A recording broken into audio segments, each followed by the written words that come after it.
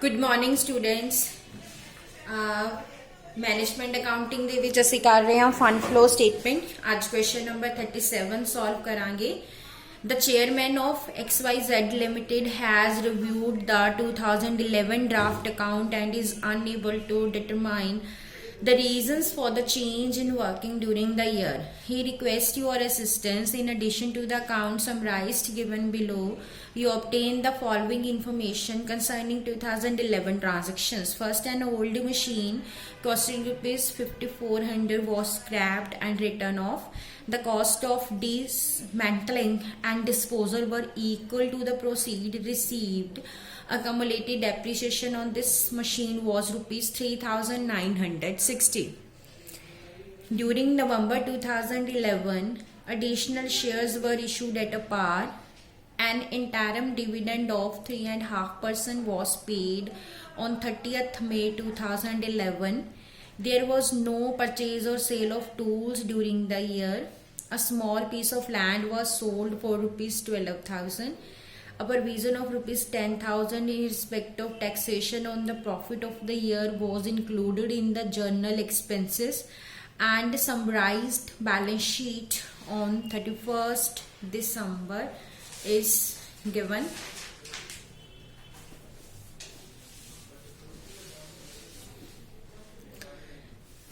Assets given ने and liabilities given ने सारिया एंड नीचे करंट लाइबिलिटीज दित्तियां होईयां। उस तो बाद summarised trading and profit and loss account दिता होया जिहदे विच डेप्रीसीएशन दित्ती होई आ एंड इंटरस्ट ऑन डिवेंचर ने जिहड़ी कि साडी इनफॉर्मेशन दियां चीज़ां ने।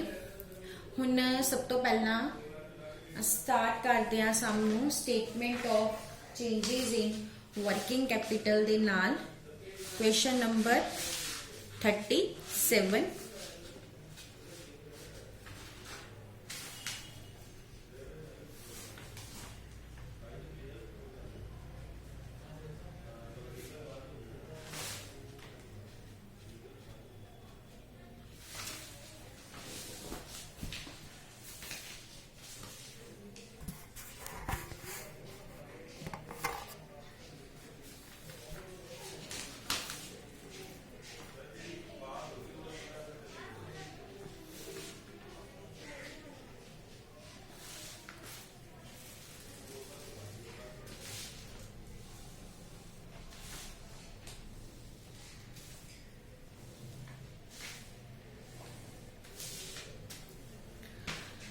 पर्टिकुलर्स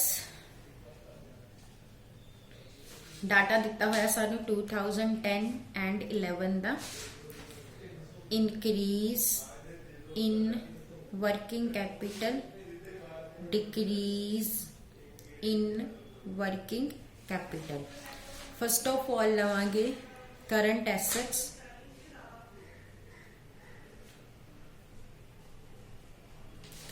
करंट एसेट्स दे विच साडे कोल है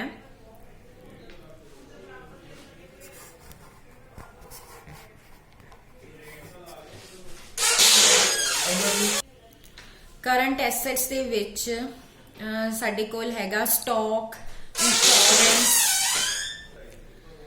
करंट एसेट्स दे विच साडे कोल है stock, prepaid insurance,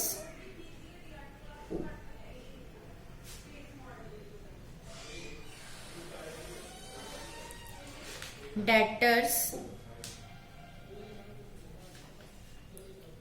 bank balance.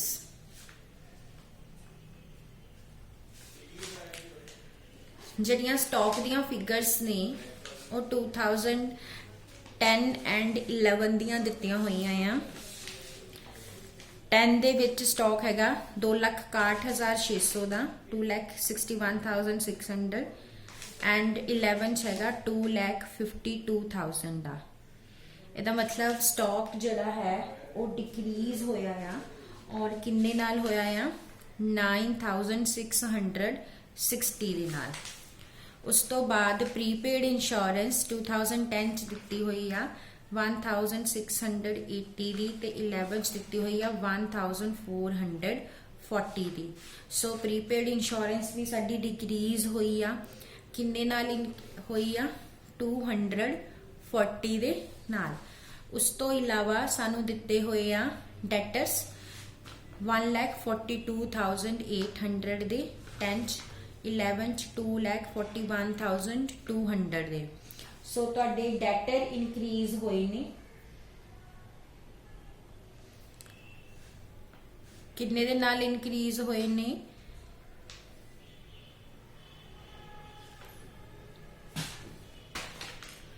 2,41,200 minus 1,42,800 98,400 ਦੇ ਨਾਲ ਤੁਹਾਡੇ ਡੈਟਰਸ ਜਿਹੜੇ ਨੇ ਇਨਕਰੀਜ਼ ਹੋਏ ਨੇ।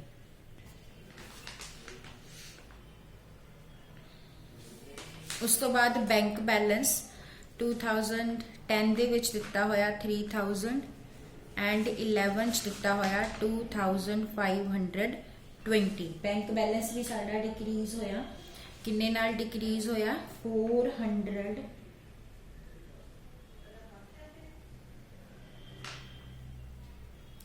ਸਾਡਾ bank balance 3000 sorry students bank balance ਦੀ ਫਿਗਰ ਮੈਂ ਗਲਤ ਨੋਟ ਕਰ ਲਈ ਆ ਇਹ ਡਿਸਕਾਊਂਟ ਦੀਆਂ ਫਿਗਰ ਸੀ ਬੈਂਕ ਬੈਲੈਂਸ ਹੈਗਾ ਆ 10,800 ਦਾ ਐਂਡ 11,620 ਦਾ ਇਨਕਰੀਜ਼ ਹੋਇਆ ਸਾਡਾ ਬੈਂਕ ਬੈਲੈਂਸ ਕਿੰਨੇ ਨਾਲ 820 ਦੇ ਨਾਲ। ਹੁਣ ਇਹਨਾਂ ਨੂੰ ਐਡ ਕਰ ਲਓ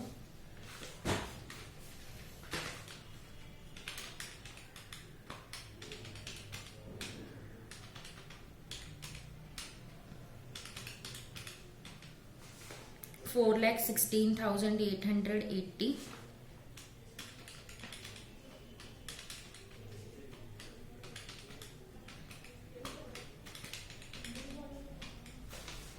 $5,06,260। ਹੁਣ ਇਹਦੇ ਚੋਂ ਲੈਸ ਕਰਾਂਗੇ current liabilities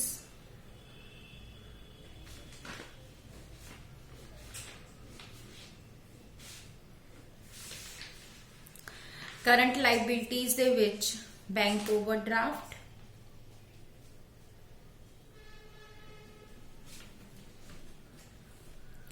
trade creditors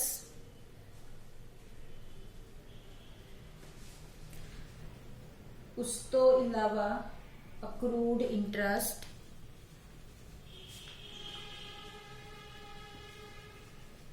provision for doubtful debt student provision for doubtful debt नूं तुसी करंट लाइबिलिटीज भी लिख सकते हो और ऊपर डेटर्स चो माइनस करके भी लिख सकते हो। असी ऊपरों माइनस नहीं किए इसलिए असी नीचे ले लिया। एंड टैक्सेशन प्रोविजन नूं भी असी करंट लाइबिलिटी ही ट्रीट कर लेने आ इत्थे।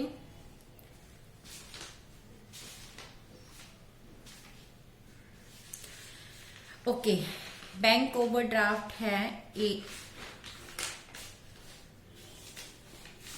8,160 दा 10 11,400 दा 11 माइनस करके देख लो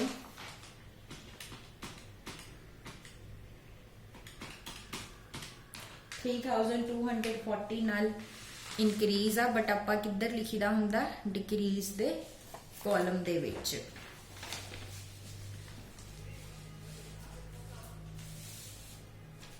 उस तो बाद ट्रेड क्रेडिटर्स दिते हुए आ 10 दे विच 74,400 दे ते 11 च 31,400 दे।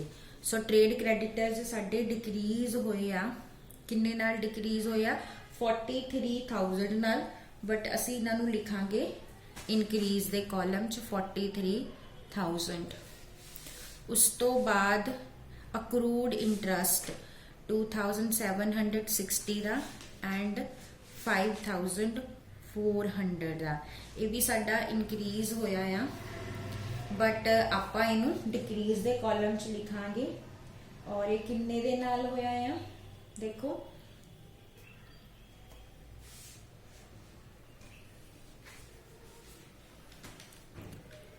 अक्रूड इंटरेस्ट हैगा आ आपां गलत सॉरी मैं गलत रिकॉर्ड कर लिया, 7,400 एंड सॉरी 7,200 एंड 12,000 का। सो ये तुहाडा 4,800 दे नाल इनक्रीज होया, बट आपां डिक्रीज दे कॉलम च लिखांगे। उस तो बाद प्रोविजन फॉर डाउटफुल डेट हैगी आ 2,760 एंड 5,400 दे नाल। इन्हां दे विच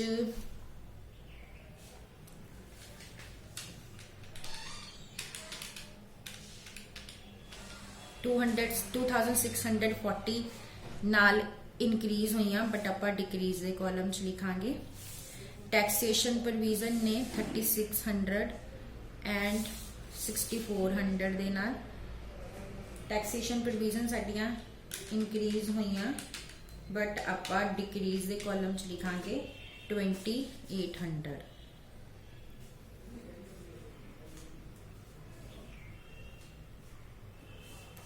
इस तो बाद कैलकुलेट करांगे वर्किंग कैपिटल।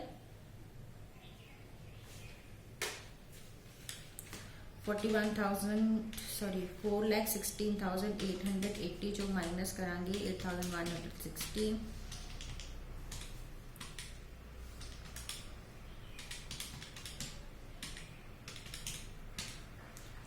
3,20,760,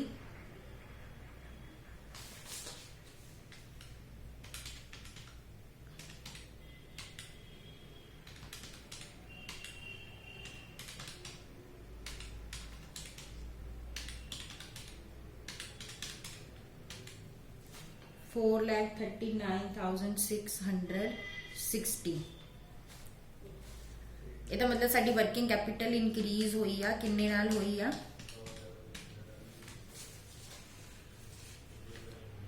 इनक्रीज इन वर्किंग कैपिटल 1,18,900 दे नाल। और इनू डिक्रीज दे कॉलम च लिख लो।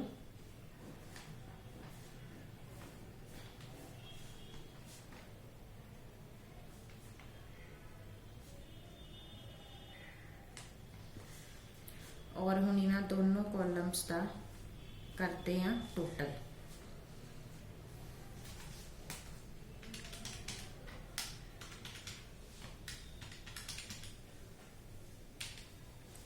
$1,42,220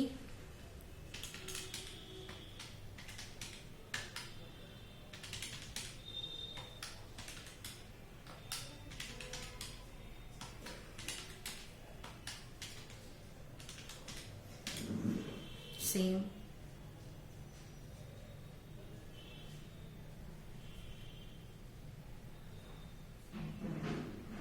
सेम नहीं आया, थोड़ा जा फर्क आ, 1 मिनट स्टूडेंट्स देखना पड़ेगा। ओके स्टूडेंट गलती लग गई है, इत्थे 9,600 आना सी। सो दोनों साइड सेम आता है 1,42,220। हुण नैक्सट बनावांगे असी एडजस्टेड P&L अकाउंट।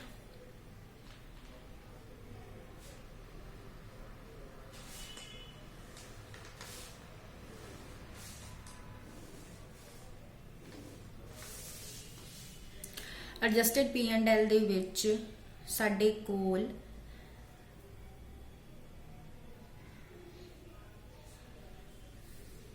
अनएप्रोप्रिएटेड प्रॉफिट दिते हुए आ 7,02,400 ते 9,40,560 दे।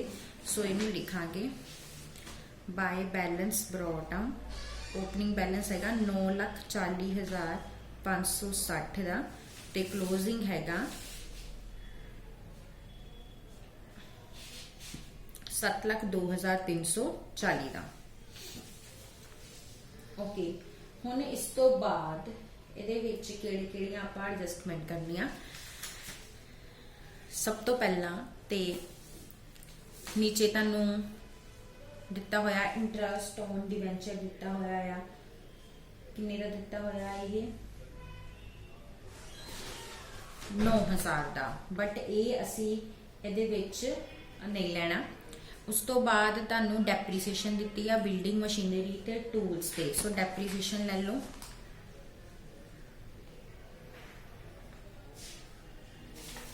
1,48,200 ਦੀ। उस तो इलावा ਜਿਹੜਾ ਸਾਨੂੰ डिस्काउंट ਦਿੱਤਾ ਹੋਇਆ ਆ 3000 ਤੋਂ ਕੱਟ ਕੇ 2520 ਰਹਿ ਗਿਆ डिस्काउंट राइट ऑफ।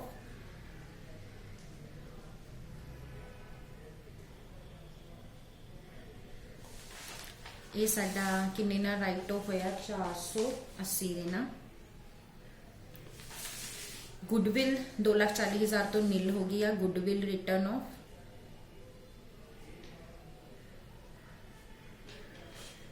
2,40,000 ਦੇ ਨਾਲ। उस तो इलावा होर केड़ी इंफॉर्मेशन हैगी आ,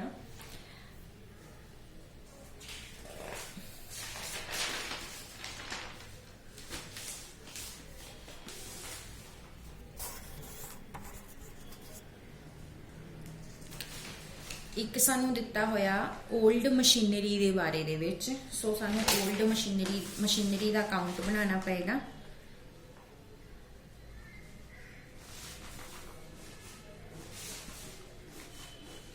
ओपनिंग बैलेंस मशीनरी दा हैगा 2,40,000 एंड क्लोजिंग बैलेंस जो दिता होया वो हैगा 3,96,000।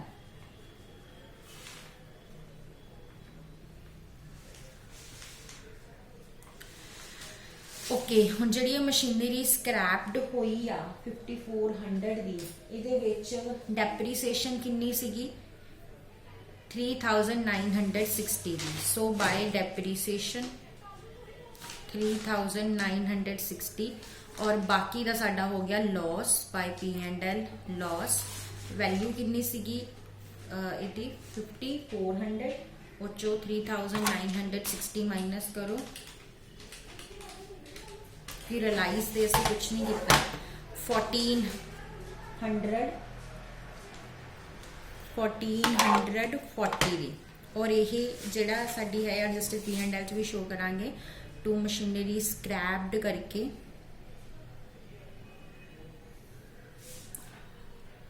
1440 दे नाल। उस तो इलावा इंटरम डिविडेंड पे किया गया 3.5%।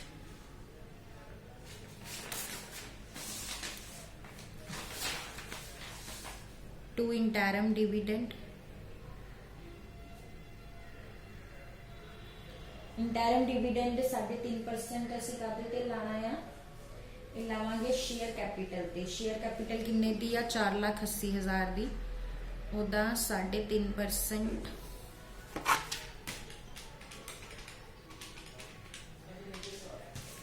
16,800। सो ये सारी इंफॉर्मेशन जिहड़ी हैगी आ इहदे नाल ही साडा निकल आएगा फंड फ्रॉम ऑपरेशन।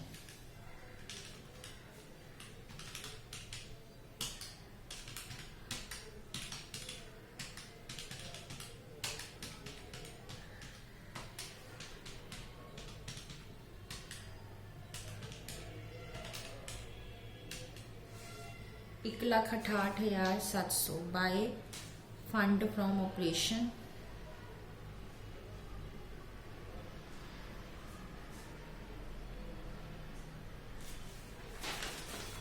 हुण जिहड़ा मशीनरी अकाउंट बनाया सी इहदा भी कर लीए balance.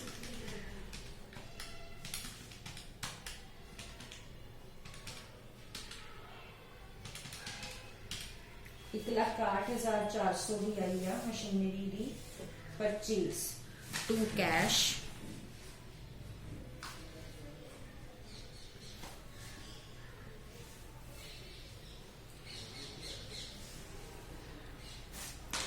Fund flow statement,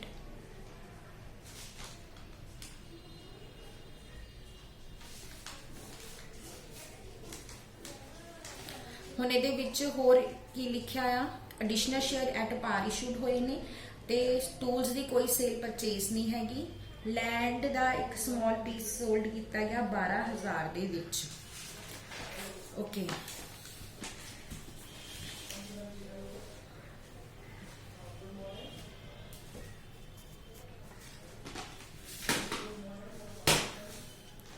cell of land आ 12,000। फंड फ्रॉम ऑपरेशन साडा आया फंड फ्रॉम ऑपरेशन साडा कितना आया, ये साडा आया 1,68,700। सॉरी, आपां सेल ऑफ लैंड तो इधर पानी सी, गलत पाती। सेल ऑफ लैंड आनी सी 12,000, इधर आनी है परचेज ऑफ मशीनरी 1,61,400 दी। उस तो अलावा शेयर्स इशू किए गए आ, issue of shares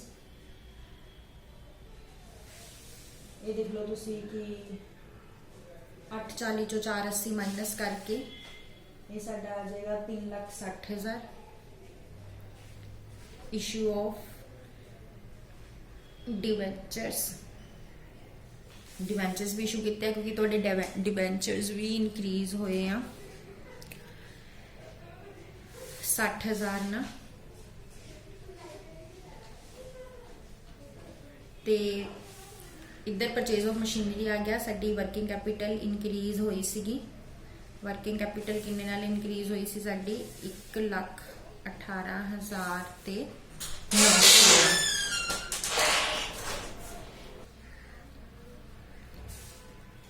interim dividend pay किया उसने,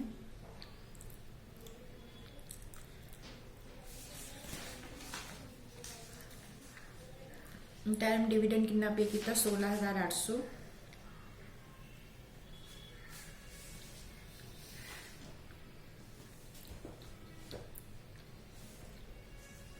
लैंड दी सेल हुई सी। बिल्डिंग दे विच भी इनक्रीज आ 3 लाख की addition to building.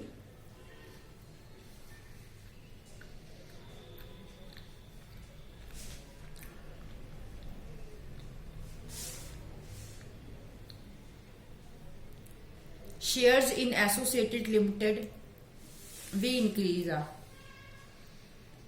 Addition in shares.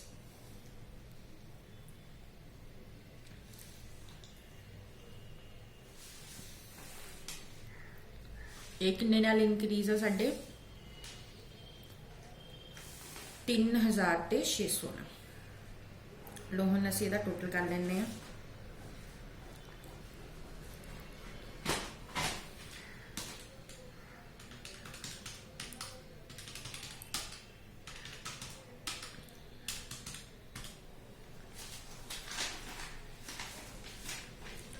छे लाख ते 700।